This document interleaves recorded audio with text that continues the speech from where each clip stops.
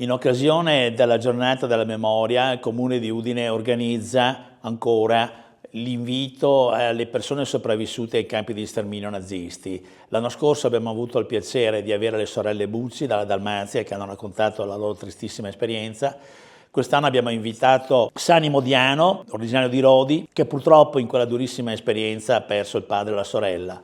Perché organizziamo queste testimonianze? Perché ormai sono pochissime le persone sopravvissute che possono ancora raccontarci queste cose e quindi il testimone è consegnato ai giovani perché un giorno quando queste persone non ci saranno loro ad avere il compito di tenere alto il valore della memoria e soprattutto vivificare i valori di rispetto, tolleranza, pluralismo contro il razzismo. Nel video che vedrete Sami Modiano, giovanissimo sopravvissuto ai campi di concentramento nazisti di Auschwitz, si chiede se ne valsa la pena.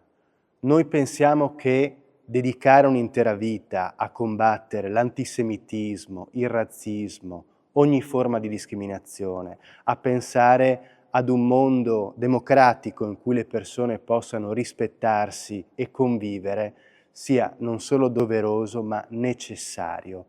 Grazie quindi Sami Modiano, come Comune di Udine ci sentiamo di raccogliere in pieno la tua domanda, la tua testimonianza, a farla nostra ora e per sempre. Un saluto al sindaco e al rettore di Udine. La mia vita a Rodi era di un ragazzino come tutti gli altri.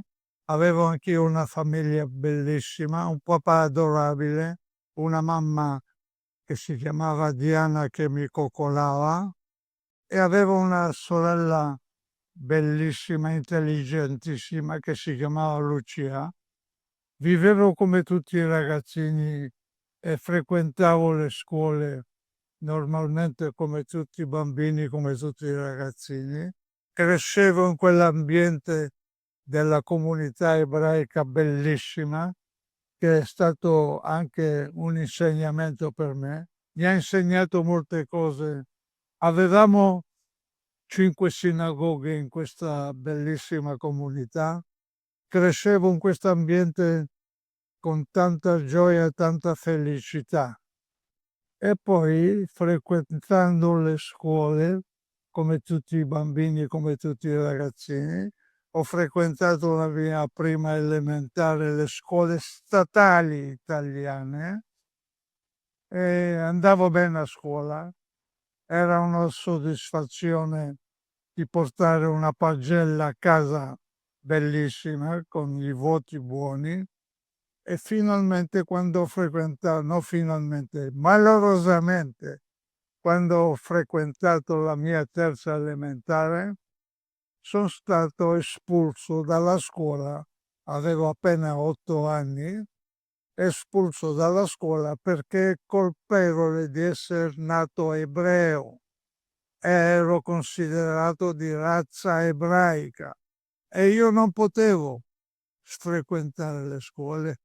E mi ricordo bene quella scena, non me la dimentico, è una cosa che rimane nel sentimento di ogni persona, perché anch'io avevo voglia di diventare qualcuno, di studiare.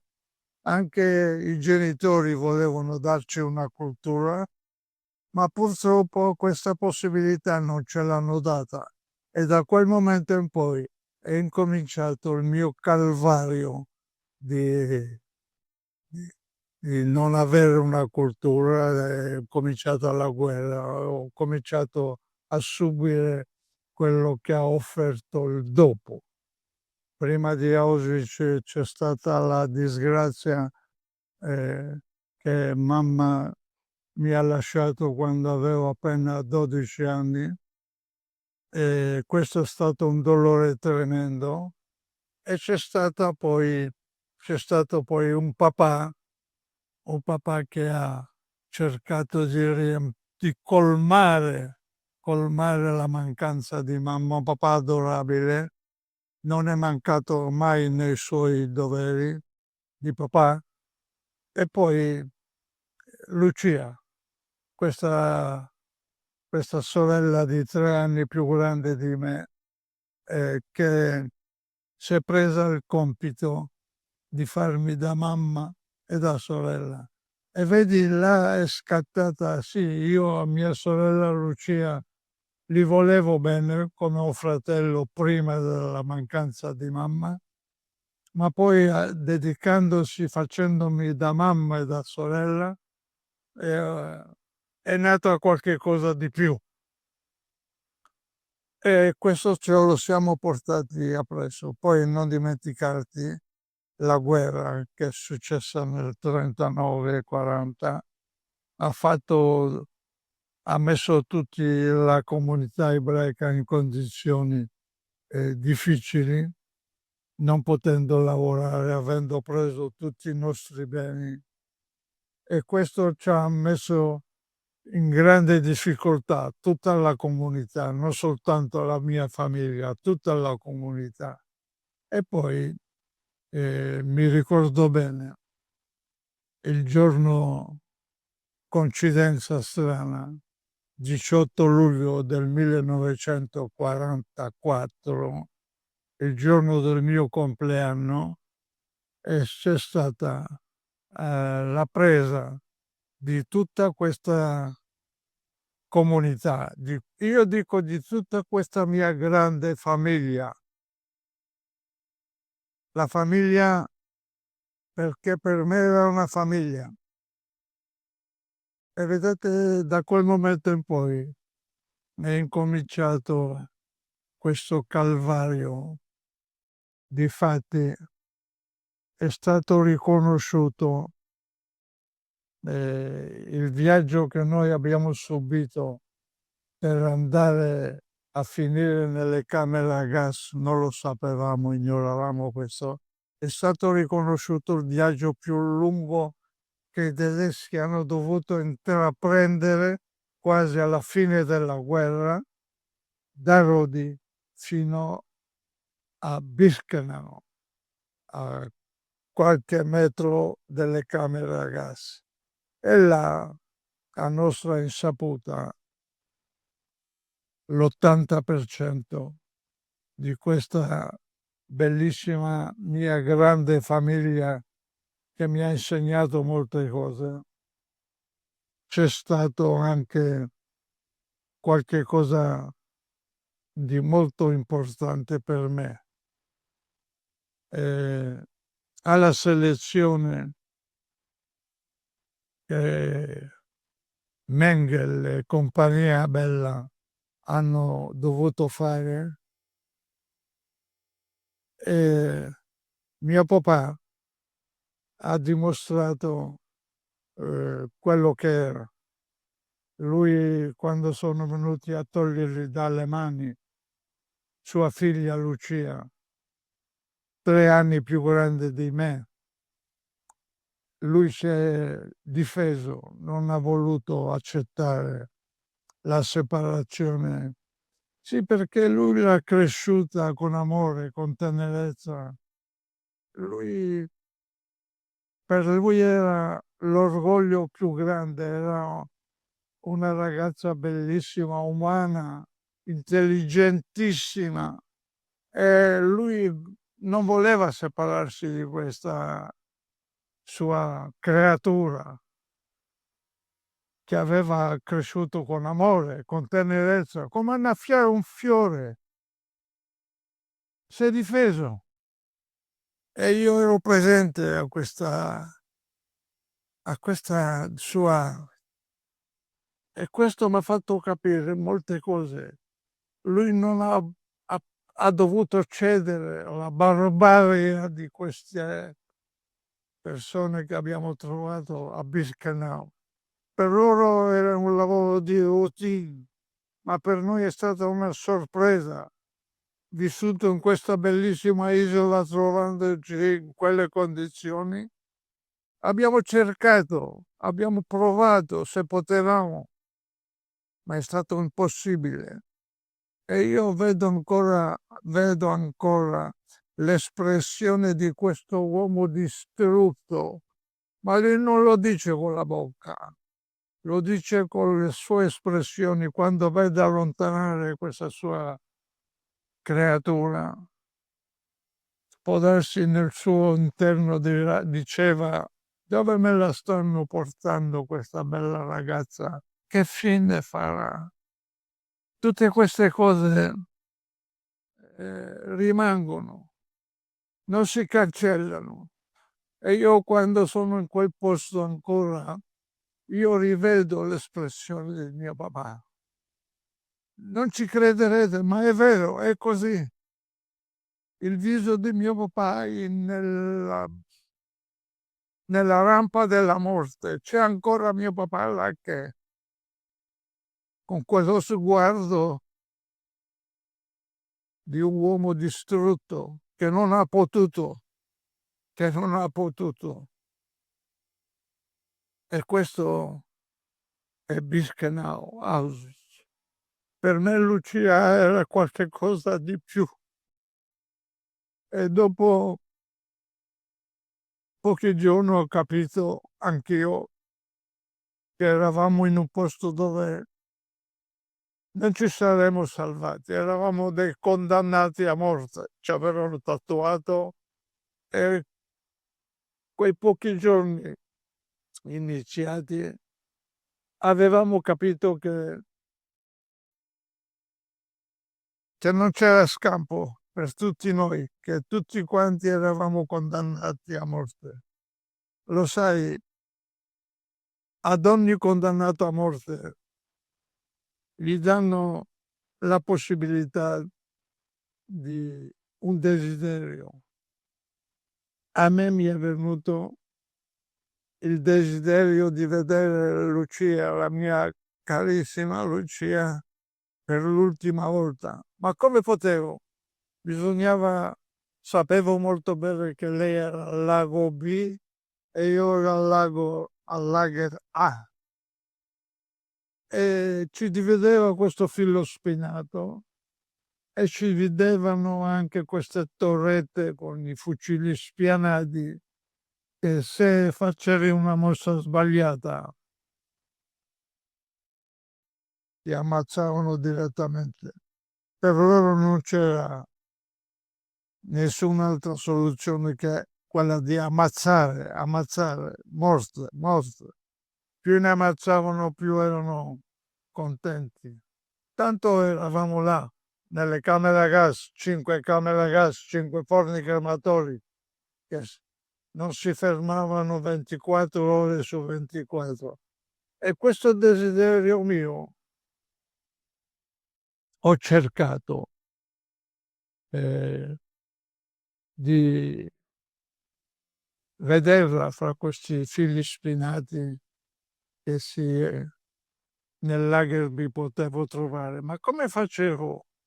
Bisognava avvicinarsi a questi fili spinati e io avevo la possibilità di avvicinarmi soltanto fino a un certo punto.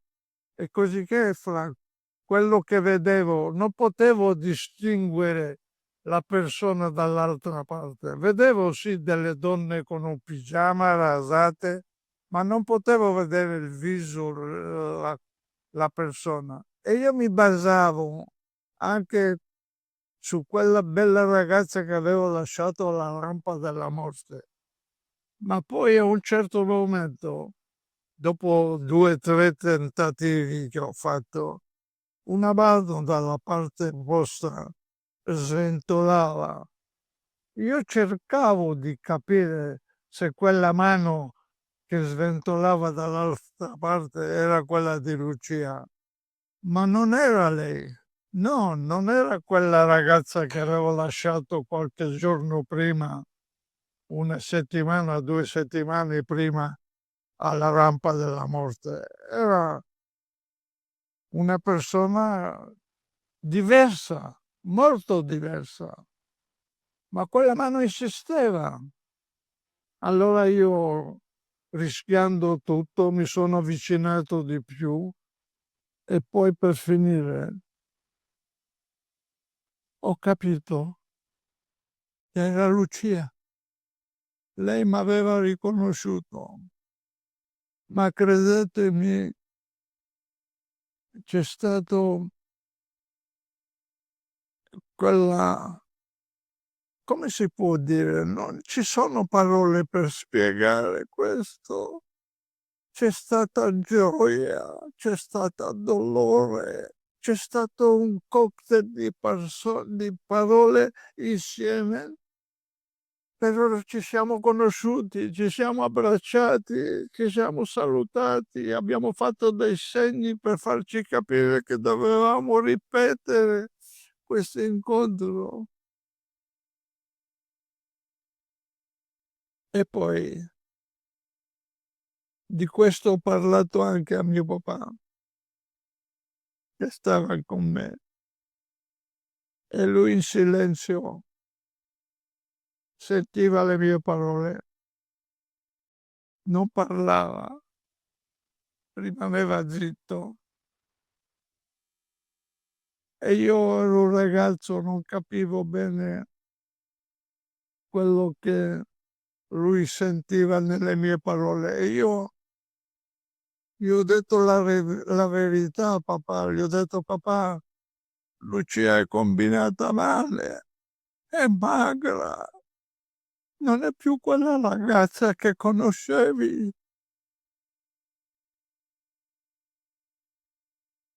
E queste parole si vede l'hanno distrutto. E poi, sai, quando sei un condannato a morte c'hai anche un desiderio. Io volevo regalare qualche cosa a mia sorella. E quel giorno, quella sera, mi sono tenuto la mia porzione, la mia fetta di pane e volevo offrirgliela, come lei molte volte a Rodi mi offriva alla sua cena, mi offriva. Volevo contraccambiare questi gesti, sai, non posso dirvi tutti i gesti che abbiamo avuto di tenerezza fra me e mia sorella. E ho voluto mandarglielo.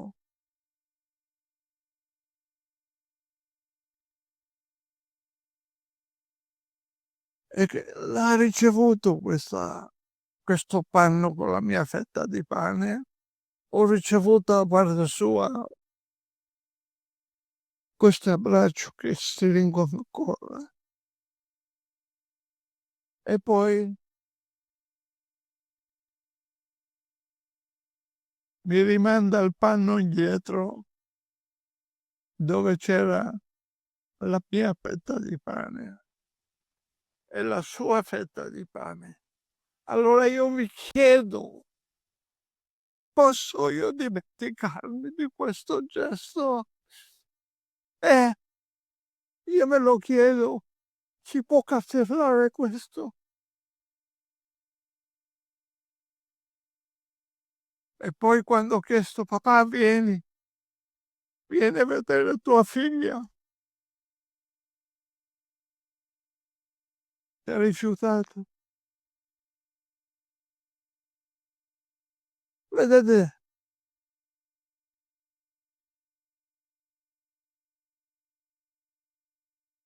tutto questo che vi sto dicendo ha ha un senso, si può dire con la bocca, ma viverlo questo è diverso, molto diverso. E io ne soffro. Io ho cercato, dopo, con l'aiuto di Piero, con l'aiuto di molte persone che l'hanno fatto, di dare qualche cosa a questi ragazzi, e l'ho fatto con anima e cuore insieme a Selma. Abbiamo dato, abbiamo dato a questi ragazzi perché questo non succeda mai più. Abbiamo cercato di fare capire quello che è stato.